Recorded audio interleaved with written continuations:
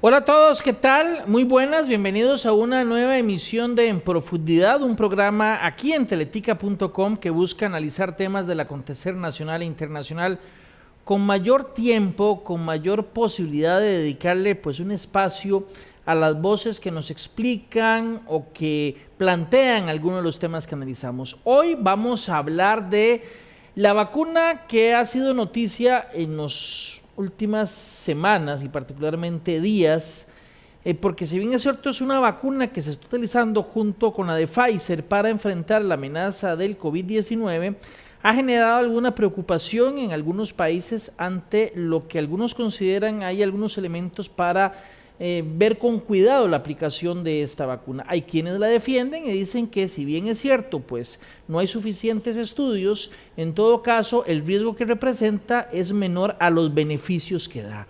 En fin, vamos a hablar largo y tendido acerca de este tema con una persona que desde que empezó esta situación del SARS-CoV-2 nos ha estado ayudando. Inclusive la primera vez que conversamos con la doctora Corrales Aguilar, doña Eugenia Corrales Aguilar, fue mucho antes de que se detectara el virus en nuestro país. Acababa de pasar poco tiempo cuando conversamos con ella acerca de lo que estaría pasando en China en esa oportunidad, y ya más de un año después nos ha seguido ayudando para interpretar y entender las cosas que están ocurriendo acerca de este tema. Doctora, muchas gracias por aceptar nuestra invitación una vez más aquí en Profundidad. Gracias por invitarme nuevamente, don Rodolfo. Sí, doctora, entremos en materia. Hace un rato cuando yo le dije a un compañero de trabajo que iba a hacer esta entrevista, él me dijo que ni loco, así me dijo, ni loco, me pongo la vacuna de AstraZeneca. Empecemos por decir, ¿cuál es el cuestionamiento alrededor del mundo que ha surgido en torno a esta vacuna? Bueno, eh, el año pasado vimos cómo históricamente se realizaron lo que se llamaban los estudios clínicos para la aprobación de estas vacunas, eh, la de Pfizer, la de Moderna, la de AstraZeneca, la de Johnson, y también hemos visto poco, pero también se ha visto con la de Sputnik, con la rusa. Y en esos ensayos clínicos, una de las fases se llama la fase 3, que es donde se prueba con miles de personas, y ahí se mide qué tan eficaz es la vacuna. Entonces, vimos que la mayoría de las vacunas que se han aprobado hasta ahora contra el coronavirus son vacunas que van desde lo extraordinarias a lo súper extraordinarios, porque son muy eficaces y protegen contra la severidad y contra la mortalidad. Cuando ya se saca la vacuna o cualquier fármaco, estamos hablando de cualquier fármaco, al mercado, como le dice uno, pero ya a aplicarse a una gran cantidad de población, pues empieza una fase que se llama la fase de farmacovigilancia. Bueno, siempre se lleva a cabo, pero ahí se lleva más minuciosamente, porque es cuando empiezan a aparecer los efectos adversos más extraños, o sea, los menos frecuentes. ¿Por qué? Porque si se prueban más gente, pues voy a ver las particularidades que aparecen en menos frecuencia. Entonces sabíamos de los ensayos de fase 3 que bueno, que las vacunas iban a producir cansancio, dolor de cabeza, tal vez dolor muscular en el brazo donde se aplicaba, algunas personas dicen diarrea, etcétera, etcétera. Pero se empezaron a ver, sobre todo con eh, la vacuna de AstraZeneca, y hoy ya se reportaron varios con la vacuna de Johnson y Johnson, con la de Janssen, eh, que se veían en muy pocas personas un efecto que se llama la aparición de trombosis. Esto es que, bueno, ustedes saben, nuestra sangre es líquida, y en nuestra sangre existen unos corpúsculos celulares que se llaman plaquetas, y esas plaquetas lo que se encargan es de cuando hay algún daño, hacer un trombo, o sea, hacer como cuando uno se rompe un grano, por ejemplo, y de repente hay sangre fluida, pero llega un momento en que esa sangre se vuelve sólida. Bueno, esa fue la acción de las plaquetas.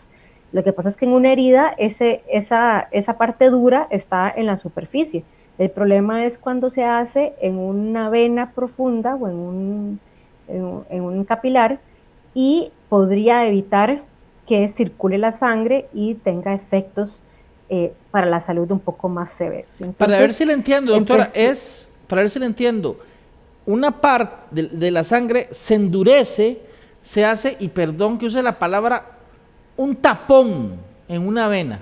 está, bueno, el trombo es, sí, un tapón o una chorcha de sangre adentro de una vena y cuando ese tapón se suelta y circula por nuestro sistema circulatorio y tal vez llega a un lugar donde taponea totalmente una vena o un capilar que es fundamental, pues la persona tiene serios problemas que puede llegar a morir. Pero es importante mencionar que esto es un proceso que sucede por muchas otras razones y no solo por la presencia de las vacunas. Entonces, al principio, esta fase de farmacovigilancia lo que tenía que hacer es, bueno, paremos la vacunación, y eso fue lo que se hizo en Europa, hasta tener un análisis minucioso de todas las personas que sufrieron esto, a ver si es, por ejemplo, edad o género, o si yo tomo algún medicamento, o si tengo algún factor, alguna enfermedad de fondo que me hace más propenso, o a ver si es pura casualidad, porque los trombos suceden día a día eh, en mucha frecuencia, o sea, el, este fenómeno, ¿no?, de trombosis, entiendo que, por ejemplo, en el Reino Unido creo que hay de 300 a 3000 por semana o por mes, o sea, es bastante frecuente. Entonces tenía que verse si de veras esa producción de trombos pues estaba asociada causalmente con la vacunación. Y eso fue lo que sucedió esta semana, que la EMA, la Agencia Europea de Medicamentos, pues dijo, pues si hay una asociación, no sabemos qué, ni por qué, ni cómo, pero lo tenemos que poner en los panfletos de la vacuna como un evento muy, muy, muy poco frecuente, o sea, que sucede de 1 a cada 100.000, 1.000.000 de personas. Ok, Entonces, por ejemplo, si usted lee cualquier panfleto de cualquier medicamento, usted ve que hay efectos adversos muy frecuentes, que es de 1 en 10, más o menos frecuentes, que es de 1 en 100 a 1 en 1000, y los poco frecuentes, que son todo el resto. entonces, dicho de otra forma, sí, la vacuna de AstraZeneca ha provocado que se formen estos coágulos en algunas personas, pero por lo que usted dice es estadísticamente muy bajo. O sea, quiero decir, sí existe la posibilidad, pero comparado con el universo de personas que se le ha aplicado, no es, digamos, una enorme preocupación en cuanto a que no es 1 de cada 10 ni 1 de cada 100, sino es mucho menos el riesgo de que se dé este hecho. Precisamente, y entonces ahí es donde uno tiene que poner en una balanza, bueno, cuáles son los beneficios que me va a llevar esa vacunación eh, en contra de ese riesgo mínimo. Y cuando vemos, por ejemplo, que con COVID el riesgo de trombos, de hecho, es 1 en cada 10 personas.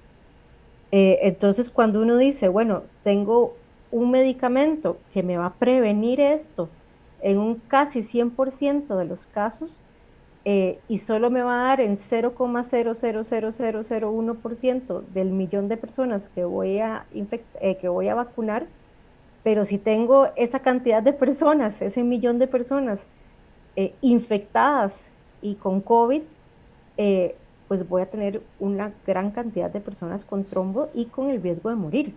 Entonces, precisamente, eso es como lo que se determinó en la EMA y precisamente por eso también Costa Rica dice, bueno, es que es más el beneficio que el riesgo. Ok, y también entiendo por lo que he estado leyendo que el fenómeno se ha hecho sobre todo común, o común no, se ha registrado sobre todo en personas jóvenes y pareciera que la mayoría mujeres. Sí, de hecho, los países primeros que empezaron a reportar estos, que son los alemanes y los noruegos y Dinamarca, hoy ya, por ejemplo, Holanda también empezó a reportar, en la mayoría son, en su caso, mujeres, y hoy, por ejemplo, ya salió un artículo científico donde en 4 personas de ese pequeño grupo de menos de 20 en Alemania, descubrieron que sí había un anticuerpo, o sea, esto que nos ayuda en nuestras defensas, que estaba reaccionando contra la plaqueta en lugar de reaccionar contra el virus o cualquier otro patógeno. Lo que pasa es que no se sabe si ese anticuerpo realmente fue producido por la vacuna o si fue producido porque de estas 20 personas que se analizaron en el artículo, pues tenían algún factor previo O o sea, puede ser un diferente o factor hasta genético. genético o puede ser que alguien tomó otro medicamento para otra cosa y la combinación de medicamentos más la vacuna puede provocarlo. O sea, toda esa es la gama de opciones que hay. Todo eso es la gama de opciones que hay y de hecho en este reporte de tan poquitas personas, pues indican que de esas 20 personas que tuvieron esa complicación, creo que más de la mitad usa pastillas anticonceptivas que históricamente tienen ya reportados que uno en cada 2000, o sea, cada 1000 o 2000 personas, mujeres que tomamos pastillas anticonceptivas, tenemos riesgo de trombosis solo por tomar pastillas anticonceptivas, y otros tenían reemplazo hormonal. Entonces, ellos lo que dicen es importante analizar qué combinación o qué es lo que está causando.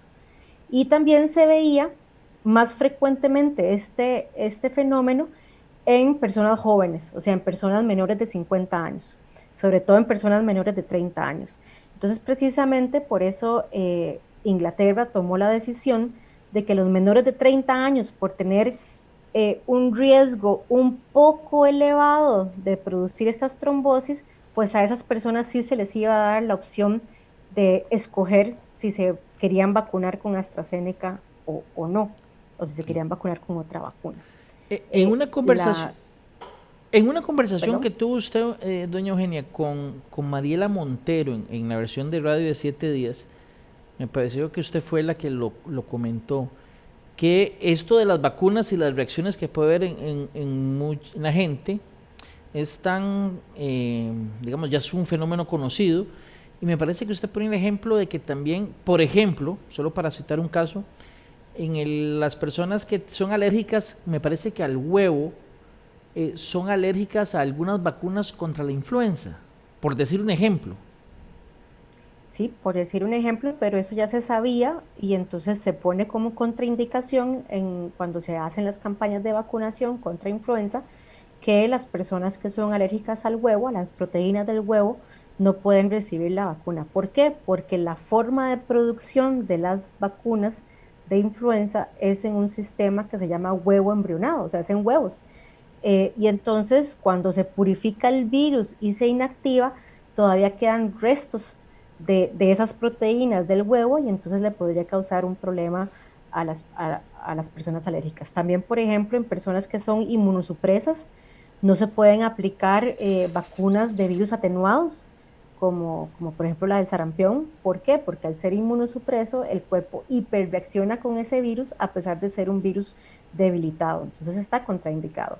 Entonces, por ejemplo, todas esas variables están siendo analizadas día a día prácticamente por estos sistemas de farmacovigilancia y en Costa Rica por la Comisión Nacional de Vacunación y Epidemiología para poder decidir, ok, si tenemos esta evidencia, eh, ¿a quién le vamos a poder aplicar y a quién no? O sea, Costa Rica lo que dijo ayer, o la Comisión Nacional de Vacunación lo que dijo ayer fue que se acepta el uso de la vacuna, pero todavía no ha dado las instrucciones a quién sí y a quién no. Eso tendríamos que esperarlo hasta la próxima semana. Volvamos un momento a algo que usted dijo muy importante. Yo sé que ya lo hemos explicado en otras oportunidades, pero creo que no está de más señalarlo. Usted hacía mención a el virus atenuado en algunas vacunas, ¿verdad? Como el sarampión, por ejemplo, que es debilitar al virus. la técnica de AstraZeneca es distinta, ¿verdad? Tal vez si nos recuerda cuál es la técnica con la que se desarrolló. O sea, son virus modificados genéticamente para utilizarlos como un caballo de Troya, donde se introduce la información de la espícula del coronavirus, que es la proteína a la cual queremos producir una respuesta inmune, y este virus es un virus modificado, se llama el adenovirus, y cuando se inyecta intramuscularmente, el virus infecta las células musculares, entregan la información genética y hasta ahí llegan, o sea, no pueden hacer copias de sí mismos, ni replicarse, ni hacer nada más. Entonces son modificados genéticamente solo para entregar la información. O sea, es otro virus distinto, pero se modifica para que permita dejar ese mensaje. Exacto. Se modifican lo suficiente para que no sean virus productivos, o sea, sean solo un vector, o sea, vaya de un lugar a otro en una dirección. A diferencia de la de Pfizer, que en la de Pfizer lo que usa es una partícula, nanopartícula, o sea, una bolita de grasa que tiene una información genética adentro. Entonces es como el mismo sistema de entregar información, pero son formas diferentes de entregarla. Una con una partícula de grasa y otra con otro virus distinto al de... Que al final es una partícula de grasa, claro. También. Ok, vamos a ver. Aquí hay algunos comentarios, por supuesto, pero quería mencionar, por ejemplo, Alexander Otero la dice, eso quiere decir que la toma de pastillas anticonceptivas sería contraproducente con la vacuna de AstraZeneca para las mujeres, y si es así, ¿por qué no informan? Es lo que comenta don Alexander. Bueno, es que eso precisamente es lo que se va a tomar en cuenta durante esta semana y la semana entrante por la Comisión Nacional de Vacunación. Si, por ejemplo, dice, bueno, vamos a usar la de AstraZeneca solo en masculinos mayores de 50 para disminuir ese riesgo, ese mínimo riesgo al mínimo riesgo de producir esos trombos. Pero esto, como les digo, es lo que yo pienso y no es necesariamente lo que la Comisión Nacional de Vacunación lo piense. Pero no solo las pastillas anticonceptivas producen trombosis, ¿verdad? Estamos hablando que el sobrepeso, el sedentarismo, el fumado, traumas, cirugías, estar postrado en cama por mucho tiempo, cualquier golpe, hay muchos otros factores y sabemos que hay personas que tienen algún problema de fondo en coagulación, o sea, en esos procesos de la sangre de formar trombos y del proceso normal de la sangre, que probablemente esas personas pues van a ser excluidas solo para disminuir al máximo el riesgo, pero disminuir al máximo el riesgo le estoy diciendo que tras de que es totalmente, o sea, prácticamente despreciable, lo voy a hacer totalmente despreciable seleccionando a una población específica para aplicarle la vacuna. Ok, aquí nos dice Gloriana Herrera algo parecido a lo que planteaban Alexander, es decir, las mujeres que toman pastillas más COVID, la vacuna, aquí entró otro mensaje, bueno, planteaba más o menos lo mismo.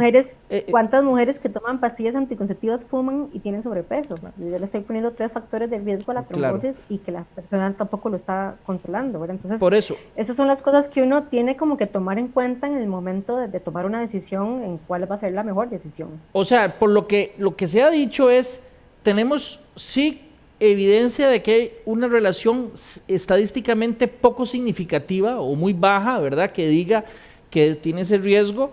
Ahora se está tratando de determinar cuál es ese riesgo, y es que pareciera que mucha gente entendió que lo que se está diciendo es que el riesgo es combinar la vacuna con la pastilla. Puede ser una opción o puede ser una de las posibilidades que se están estudiando, no necesariamente es esa. Precisamente lo que se está tratando de determinarse es qué es lo que detona la vacuna más algún factor de riesgo como la obesidad, o más un medicamento X, o otra condición que me imagino que es lo que se está, o fumar. O sea, lo que se está diciendo en este momento no es que hay una relación, una causa clara, sino que hay varias líneas de investigación, por decirlo de alguna manera, para determinar qué es lo que desata esa reacción. Exacto, y eso es lo que no se ha podido determinar, y por eso precisamente se ha hecho mucho ruido y lastimosamente la prensa y las redes sociales no han ayudado y lo que han hecho más bien es desinformar e infundar miedo en el sentido de que si uno tiene, o sea, si a mí la vacuna me va a proteger sobre COVID, aunque yo tome pastillas anticonceptivas, pues yo me la pondría, porque es más el beneficio que yo tengo que el riesgo de desarrollar estas trombosis. Y además, aunado a que estas trombosis son tratables médicamente. Entonces, que si uno desarrolla síntomas de esas trombosis que tienen que ver con, por ejemplo, dolor en una extremidad, solo una, no las dos, hinchazón, enrojecimiento o más bien palidamiento del miembro, o dolor del pecho, o dificultad de respirar, o un dolor de cabeza severo, que son como los signos de una trombosis, sea por cual sea la razón, pues esa persona busca atención médica y es tratada con anticoagulantes y es como si nada le hubiera pasado. El asunto es que tiene que llegar en el momento que tiene esas manifestaciones y esos síntomas. Y aparentemente, pues las personas que se murieron, porque les voy a decir, sí se murieron varias de las personas de estos 70 casos que se estudiaron en Inglaterra y creo que iban por 5 de los estudiados con la vacuna Janssen, en que uno se murió, pues no acudieron a la atención médica en el momento indicado. Vamos a ver, ahora que menciona, entonces, la idea era hablar de AstraZeneca, pero usted incorpora un elemento interesante que hubo, me parece que hoy fue que se mencionó de la otra vacuna. Sí, señor. Hoy mismo sale en que en Alemania también y en otros países donde ya están aplicando la de Johnson, que es también una vacuna súper buena porque es una vacuna que también protege contra el 100% contra la severidad de la hospitalización, pero además tiene la ventaja que es solo una dosis. Entonces, para personas que son de difícil seguimiento, por ejemplo, que son personas, por ejemplo, migrantes o personas que no sé, o no habitan en el lugar donde estaban aplicando las vacunas, etcétera, etcétera, pues es una muy buena opción para prevenir COVID. Y no estamos hablando solo de COVID agudo y complicado, también estamos dejando por fuera las complicaciones a largo plazo, lo que se llama el COVID prolongado o en inglés long COVID, que también es prevenido por cualquiera de las vacunas que están en este momento aprobadas por organizaciones serias. Entonces, yo creo que la gente se llevó la idea de que COVID es vida o muerte o resfriado simple o no, pero hay mucho que todavía desconocemos del virus y que todas estas vacunas nos están dando la ventaja de que todo esto se está previniendo. Entonces, por eso yo les digo, son comparar vacunas entre súper extraordinarias y extraordinarias. Listo. Hay otro aspecto que, ya que aprovecho que usted tiene el conocimiento en este ámbito, doctora, para no quitarle mucho tiempo más, antes de terminar, quería hablar un momentito de esto que se ha hablado de la variante o la mutación brasileña y la mutación británica y la mutación sudafricana, entonces que ya llegó una aquí, que la otra.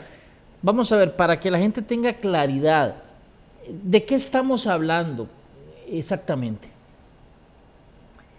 Bueno, estamos hablando de que los virus, sobre todo los virus que tienen la información genética como ARN, son virus que cuando copian su información genética para hacer progenie viral, o sea, como nosotros copiamos nuestra información genética cuando nuestras células se dividen, eh, cometen errores en esa copia de esa información genética. Entonces, hay cambios puntuales que se llaman mutaciones y que muchas veces estas mutaciones pues le confieren una ventaja al virus y muchas veces estas mutaciones no es ni fu ni fa, o sea, no le pasa nada al virus, pero vemos que cuando hay tanta transmisión a nivel mundial, como está sucediendo el año pasado y este año con COVID, bueno, con el SARS-CoV-2, vemos que hay ciertas mutaciones que se están acumulando porque le dan una ventaja al virus de distinta manera. Entonces estamos hablando que es un virus ya muy efectivo y muy contagioso y muy pegajoso y ahora está mutando y le están dando ciertas características que o aumenta su contagiosidad o aumenta su severidad o cambia su modo de escapar del sistema inmune. Y entonces varias de estas variantes que inicialmente se llamaban de importancia y después pasan a un nivel superior que se llaman de preocupación, preocupan porque algunas de estas mutaciones estos cambios son en los sitios de unión de los anticuerpos, que son nuestras defensas. Entonces, al virus cambiar ese pedacito, pues el virus se escapa de del efecto del anticuerpo y entonces puede replicarse más y transmitirse más. Entonces estas variantes, la P1, la B117 o la B1235, pues han tenido esas mutaciones y han sido una llamada de alerta, decir, bueno, esto está sucediendo. Entonces, no solo con la vacunación, que es producir anticuerpos contra el virus y otros tipos de defensa también contra el virus, nos va a ayudar a salir de esta pandemia, sino que también tenemos que disminuir al máximo la transmisión y el contagio. Y eso lo hacemos como lo hemos aprendido durante todo el año pasado y este año, que es el distanciamiento, el uso de mascarillas, el lavado de manos, el no compartir burbujas, el estar en espacios ventilados y abiertos, ojalá al aire libre. Y entonces eso es lo que asusta un poco de estas variantes.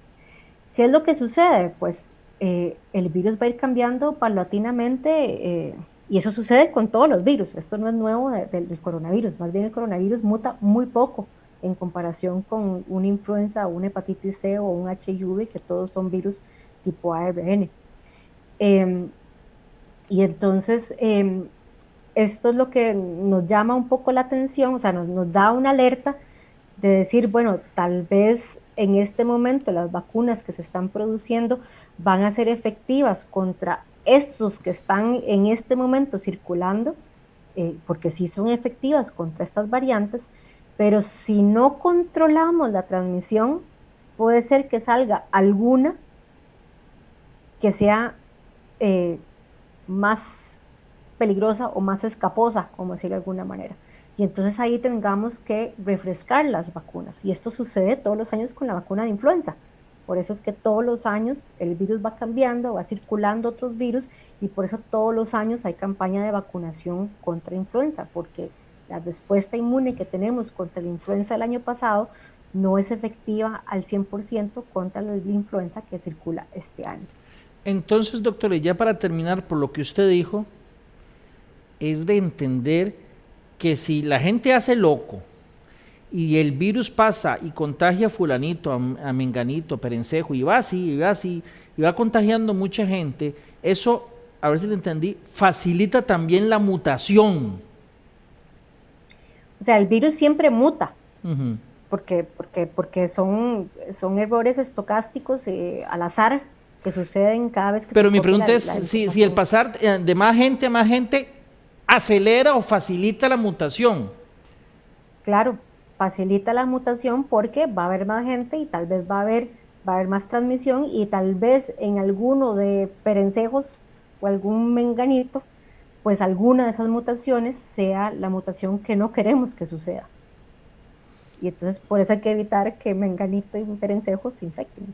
Claro, entonces es un elemento interesante, no solo para evitar el contagio entre nosotros, no solo para que no tengamos que sufrir, digamos, nuevas medidas o nuevos martillazos, sino que para no aumentar el riesgo de que sea una mutación muy severa, que tenemos que tener en cuenta el no, como se dice popularmente, no estar haciendo loco ahora que tal vez ha habido un relajamiento en el sentir de mucha gente. En Semana Santa vamos todos a la playa, vamos todos a pasear a tal lado.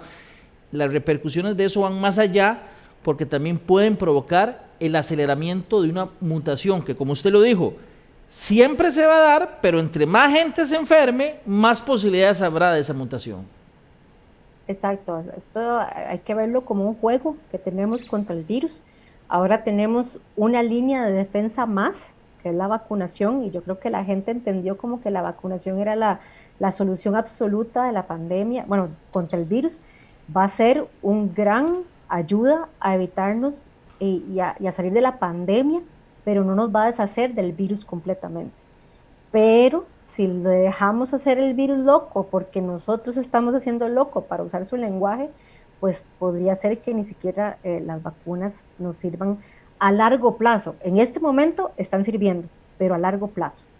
Aquí alguien plantea una duda muy interesante y es que usted dijo hace un rato que se puede hacer más fuerte, pero pregunta a alguien, me parece que es muy válido, ¿puede ser que la mutación la haga también a su vez más débil al virus? Puede ser perfectamente que lo haga más débil, lo que pasa es que esto no le confiere una ventaja al virus, entonces ese virus desaparece.